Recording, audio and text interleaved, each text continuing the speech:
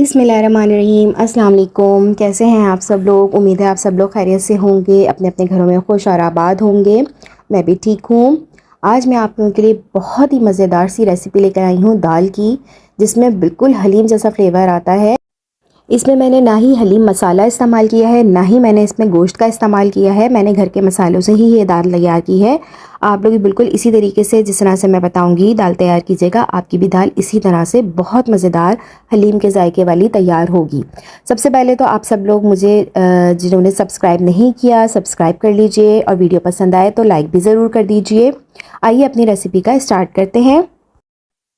यहाँ मैंने half cup चने की दाल ली है, हाफ़ कप से कम मैंने मूंग की दाल ली है, हाफ़ कप से कम मैंने मसूर की दाल ली है। ये तीनों दालों का मैंने इस्तेमाल किया है, और इन्हीं दालों से ही जायका आएगा हमारी हलीम जैसी दाल का।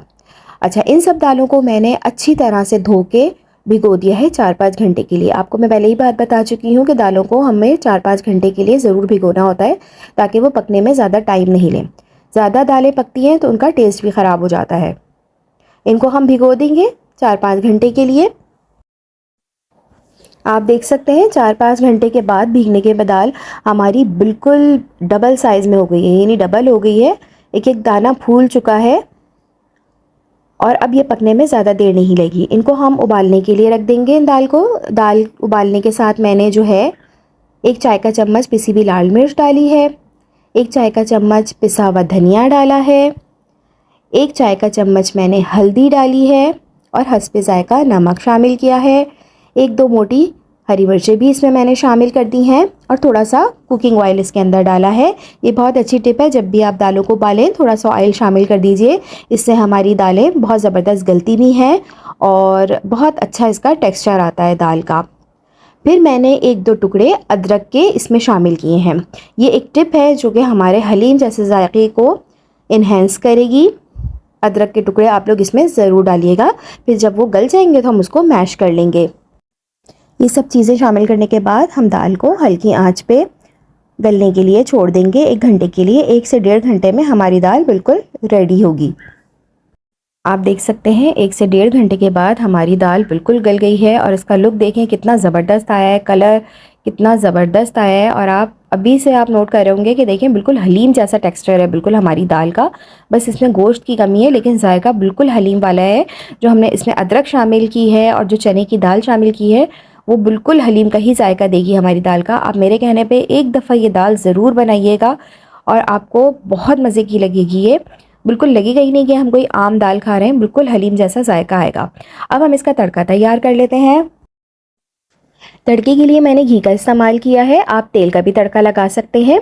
मैंने आम जो घी घर में इस्तेमाल होता है, 2 बड़े खाने के चम्मच वो लिए हैं, और 1 बड़े का चाय का चम्मच मैंने असली घी शामिल किया है। फिर इसमें मैंने 2-3 साबुत लाल मिर्चें डाल दी हैं, 10 से 12 कड़ी के पत्ते डाल दिए हैं, कड़ी पत्ता डाल दिया है, और 1 बड़ी प्याज स्लाइस करके वो भी मैंने इसमें शामिल कर दी है। जब हमारी प्याज अच्छी तरह से ब्राउन हो जाएगी तो हम चूल्हा बंद कर देंगे। फिर इसमें हम जो है आधा चाय का चम्मच ज़ीरा डालेंगे, और पिसा हुआ गरम मसाला हम तड़के में ही शामिल कर देंगे।